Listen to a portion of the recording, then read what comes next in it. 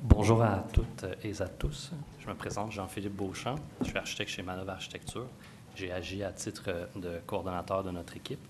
Je vous présente les membres de l'équipe qui sont ici aujourd'hui avec nous.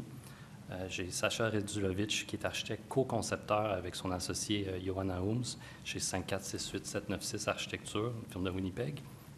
À ses côtés, il y a Nicolas Sangaré de Rainville-Sangaré qui agit comme collaborateur en design intérieur. On a Guillaume Leroux, qui était l'ingénieur en structure du projet, et puis Marie-France Pizoero de chez FNX Innov, qui était chargée du projet en mécanique, mais aussi qui a supervisé toute l'équipe en ingénierie. Je voudrais aussi profiter de l'occasion pour remercier la firme MRSR Design, qui était notre firme consultante en bibliothèque, plus spécifiquement Tracy Leneski. Et puis, il y a aussi Arium Design qui ont travaillé avec nous là, en signalétique à tous les workshops de conception intégrée. Je souligne aussi également pour le volet lead du projet qui a été développé par mon associé Lucie Babin ainsi que Marcy Ourtiran de chez FNX Innov. Sacha voulait vous glisser quelques mots là, en français. Vous excusez mon français. J'apprends encore anglais. J'étais réfugié, arrivé au Canada il y a 25 ans. La communauté m'a beaucoup aidé à m'intégrer. Plusieurs idées de ce projet proviennent de mes expériences à mon arrivée ici. Travailler sur une bibliothèque dans un quartier multiculturel est donc un privilège. Merci. Merci, Sacha. Donc, le projet de bibliothèque et espace culturel interarrondissement Antique-Cartierville et Montréal-Nord est une occasion unique de concevoir un lieu communautaire qui pourra servir de catalyseur social et porte d'entrée accueillante pour les nouveaux arrivants. Nous avons abordé ce projet dans l'optique d'en faire une plaque tournante inclusive qui repousse les limites de la bibliothèque en offrant aux citoyens des espaces, des outils et un programme permettant une participation active. Le souhait de la Ville et de la communauté de développer une bibliothèque nouveau genre qui offre des espaces pour la communauté ainsi que des services qui dépassent l'offre habituelle des bibliothèques. Notre objectif était donc de concevoir une véritable omnitech. Il était clair pour nous que la solution architecturale pour y arriver ne pouvait être conventionnelle. La proposition architecturale que nous vous présentons aujourd'hui tente de se départir des conventions en s'éloignant du langage institutionnel pour se rapprocher d'une échelle plus familière, en cohérence avec son environnement et l'identité même de la mission du projet. Après avoir étudié le programme, nous avons réalisé que chaque composante du projet avait besoin d'un plein et d'un vide, d'une zone ouverte et d'une zone fermée. C'est à partir de ce constat que nous avons cherché un principe directeur. Ceci nous a amené à regarder du côté des éponges et des structures spongieuses, car celles-ci présentaient les caractéristiques de porosité qui nous semblaient une avenue formelle potentielle. Nous sommes intéressés aux éponges de mer, ces animaux invertébrés que l'on retrouve aux quatre coins de la planète, de la mer des Caraïbes jusqu'au golfe du Saint-Laurent, de la mer de la Méditerranée jusqu'à la mer Baltique.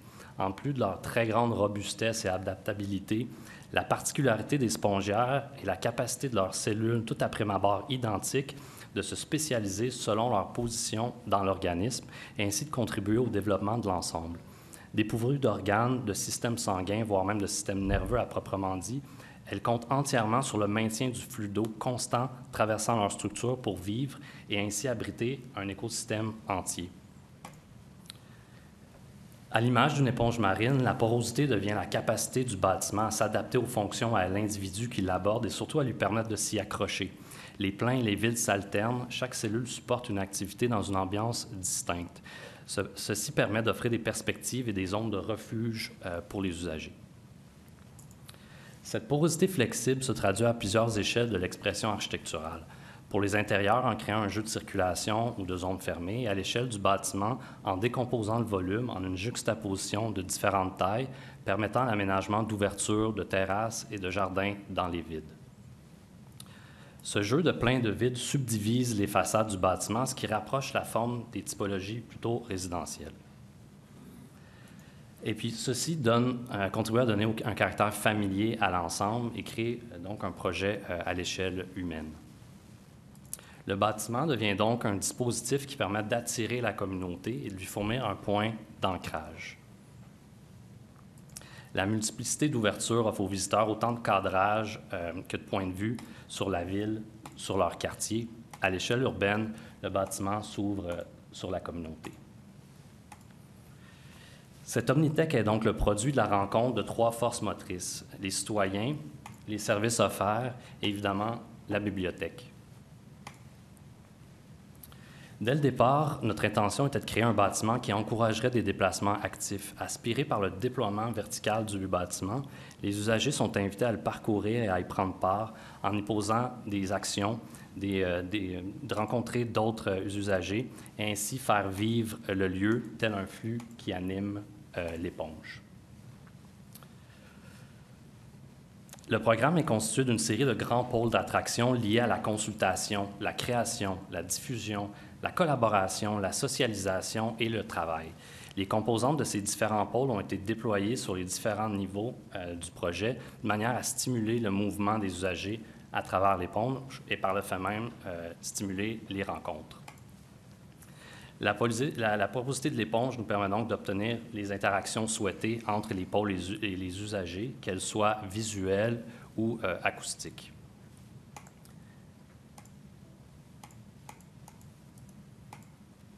C'est à partir de ces intentions et constats que nous avons aménagé les espaces du projet. Graphiquement, nous avons représenté les pleins avec des pochets gris et les vides en jaune.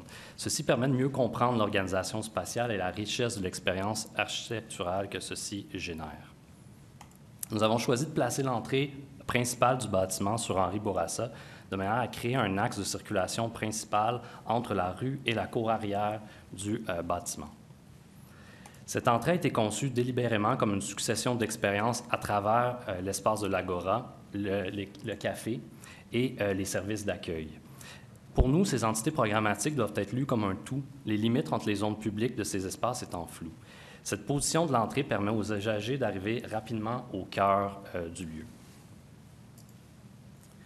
Une deuxième entrée plus discrète à l'est sur la rue Oscar a été aménagée pour les employés de la bibliothèque et donne accès directement à la zone des retours, leur espace de travail.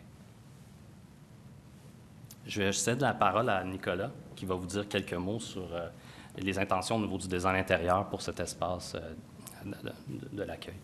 Cet espace central d'accueil flexible offre des percées visuelles intérieures et extérieures aux usagers afin de leur permettre de découvrir différents pôles d'intérêt du bâtiment: le café, le jardin, la collection jeunesse, la zone des tout-petits et la salle de diffusion et médiation culturelle.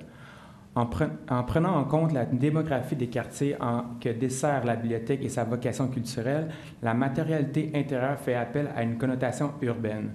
Nous croyons qu'en tissant un lien entre l'art de la rue, des murales géantes colorées, graffiti, les sports urbains, basketball, skateboard, et le caractère participatif du projet, nous pourrons créer un sentiment d'appartenance et d'inclusion auprès des jeunes de la communauté. Ces caractéristiques formelles pourront être déclinées à travers les différents espaces du projet. Merci, Nicolas. Donc, un des pôles importants du programme, c'est la salle de diffusion et médiation culturelle qui est située en contrebas de l'Agora. Conçue comme une salle de spectacle de type boîte noire, elle permettra d'y présenter des événements reliés aux arts de la scène, des expositions d'art visuel, et permettra même d'y tenir d'autres types d'événements publics tels que des conférences ou des assemblées citoyennes. Le plancher du rez-de-chaussée se plie en gradins pour la rejoindre, provoquant ainsi de généreuses percées visuelles à travers le bâtiment. Ceci permet également de créer une surface de projection centrale où pourront être diffusées des œuvres interactives, des conférences d'auteurs, des événements sportifs ou même des tournois de jeux vidéo lorsque la salle de spectacle n'est pas active. Les gradins créés par ce geste deviennent un lieu informel et propice à l'appropriation spontanée. Ils font face à la boîte noire comme dans l'attente que le spectacle commence. Ils sont prêts à participer à l'extension des estrades, voire même de la scène elle-même, donnant accès aux citoyens à cet espace, à la fine pointe des technologies audiovisuelles, contribuant ainsi à démocratiser cet équipement culturel. Le positionnement de l'entrée principale au centre de la façade nous a permis de dégager une zone au coin d'Henri Bourassa et Oscar, que vous pouvez voir ici. Ceci permet d'aménager l'espace socio-communautaire qui va être adjacent à un grand parvis. C'est vraiment l'espace signature du programme. Donc, cette tactique-là nous permet de faire un pont entre l'échelle du boulevard et celle de la zone résidentielle sur Oscar. Cet espace-là va être un lieu de coworking par excellence, puis il offrira aux organismes communautaires et aux citoyens un lieu d'échange et de travail collaboratif. De grandes fenêtres aussi coulissantes permettent d'ouvrir cet espace sur l'extérieur de manière à ce que la bibliothèque puisse déborder sur la rue et affirmer son caractère public et communautaire. Dans cette image, nous avons mis en scène un marché aux puces qui a été organisé dans le cadre d'une levée de fonds pour le CIDICA, le Centre international de documentation et d'information haïtienne, caribéenne et afro-canadienne, dont la collection de plus de 3000 documents sera intégrée à la future bibliothèque. Finalement, à l'arrière du bâtiment, nous retrouvons l'amorce des plateaux de lecture, espace de consultation, de travail et de détente, qui fait en fait écho à la rampe d'accès du stationnement qui est située juste en dessous. La circulation verticale entre les étages du bâtiment au rez-de-chaussée va être assurée par une série d'escaliers, dont celui des plateaux de lecture, mais aussi un escalier architectural qui va être placé près des 2 ascenseurs au centre du bâtiment. Les plateaux de lecture donnent une vue sur la cour arrière qui donne sur la terrasse du café et un jardin communautaire aussi que nous prévoyons, que nous avons proposé dans le cadre de ce projet. Nous présentons rapidement le plan du sous-sol pour vous montrer comment les espaces de soutien de la boîte noire s'articulent autour de celle-ci.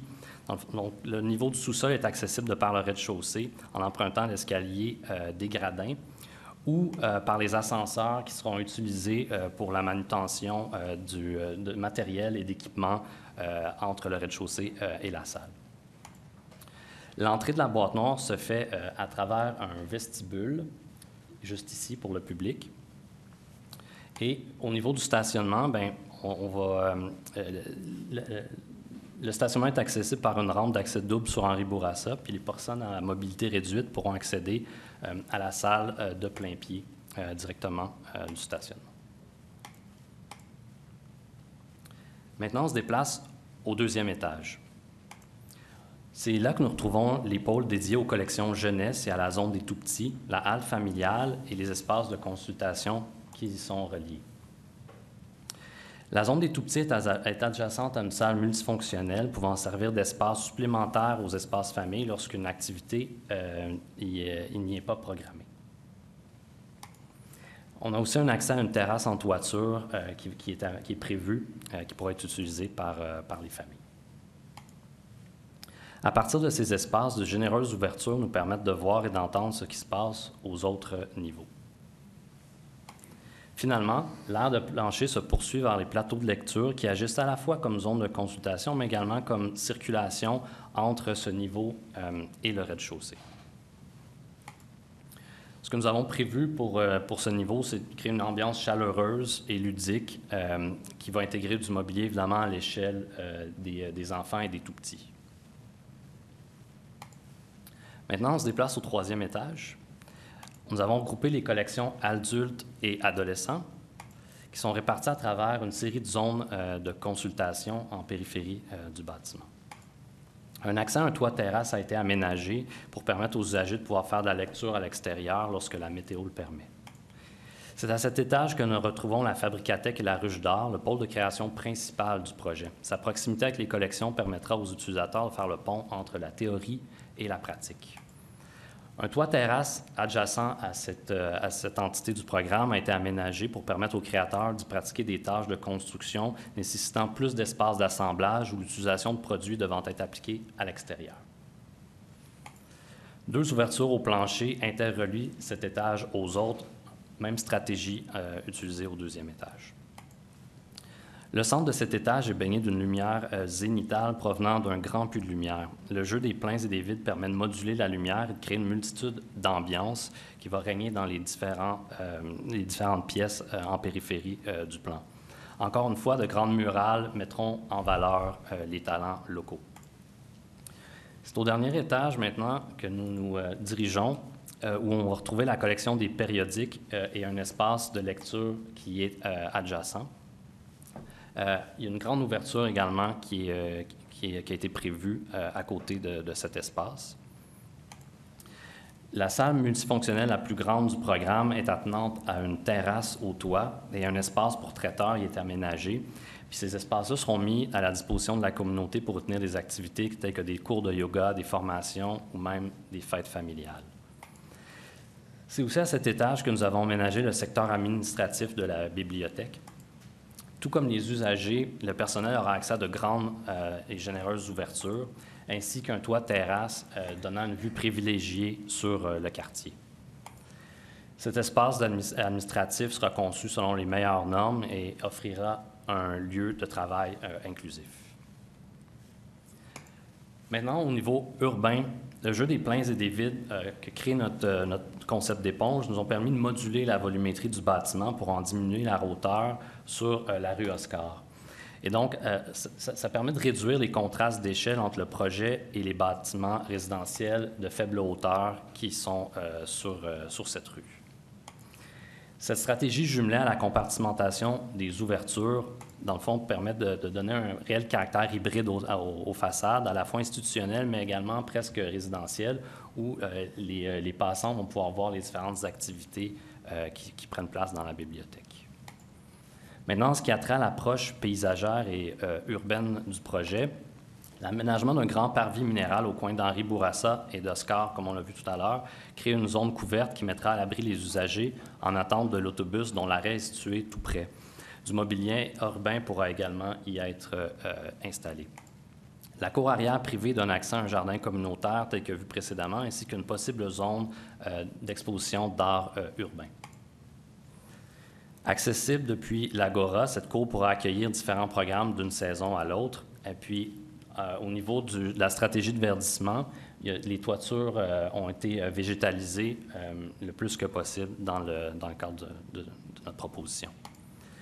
Il faut aussi noter qu'il y a une zone d'accès véhiculaire qui est aménagée pour, dans le fond, assurer la manutention des livres et du matériel, où toutes les manœuvres nécessaires peuvent être réalisées telles que demandées par la réglementation. Il ne faut pas oublier aussi qu'il y a certaines livraisons qui pourront être effectuées par le stationnement à l'intérieur. On montre une perspective de nuit à partir de la cour. Donc, le soir venu, la bibliothèque s'allume dans le paysage urbain comme une veilleuse réconfortante qui appelle au mieux vivre ensemble. La palette de matériaux de l'enveloppe du bâtiment est composée de verre et de revêtements métalliques selon qu'elle soit transparente, modulable, opaque ou même perforée. Pour les portions opaques et perforées, nous avons choisi d'utiliser une peinture iridescente qui semble changer de couleur selon l'angle de vue ou d'illumination. Le ciel changeant s'y reflète, le bâtiment s'illumine ou s'apaise selon la météo. L'expérience architecturale se trouve enrichie par cette propriété qui réagit au mouvement. Sur la surface réfléchissante se dresse le paysage urbain, autant les arbres au loin du parc nature de l'île de la Visitation que le visage même du citoyen qui l'approche. La matérialité de l'enveloppe combinée au retrait des portions vitrées dans les jeux de pleins et vides dynamise les façades. Cette stratégie permet également de gérer de manière passive les gains thermiques et l'éblouissement solaire, les portions opaques des murs et soffits de l'enveloppe agissant comme pare-soleil. Ceci, combiné à une enveloppe performante, à des mesures d'efficacité énergétique et un système de chauffage hybride intégrant la géothermie, constitue la base de notre stratégie de développement durable. Complètement conçu en béton, la structure servira de masse thermique, en plus d'offrir un grand niveau de confort. Ce choix jumelé aux autres stratégies passives de circulation d'air favorise l'équilibre énergétique entre le jour et la nuit, puis entre les saisons. Pour ce projet, nous visons une certification LEED Or. Pour nous, les principes de développement durable partent en fait de la simple notion de bienveillance, planifier et agir en tenant compte du bien-être des populations actuelles les plus vulnérables, sans compromettre les possibilités d'action des générations futures. Il existe plusieurs dimensions à ces principes qui touchent diverses sphères de la conception d'un bâtiment. Nous poursuivons ce travail à travers le processus de conception intégrée que nous avons déjà amorcé avec notre équipe pluridisciplinaire. Donc, à l'image de l'espace socio-communautaire que nous avons mis en scène, nous croyons que notre projet propose un lieu qui permettra les interactions spontanées entre les membres de la communauté et une appropriation informelle du lieu par les usagers. Le projet a le potentiel d'être un réel moteur de changement positif et de permettre de requalifier ce secteur de la ville. Le programme riche qui a été élaboré pour ce projet implique la création d'une forme architecturale nouvelle qui se démarquera des bibliothèques conventionnelles. Nous croyons que l'Omnitech que nous vous proposons possède les qualités nécessaires pour créer le lieu que vous et la communauté souhaitez pouvoir un jour habiter. Au nom de toute l'équipe du projet, je vous remercie de votre attention.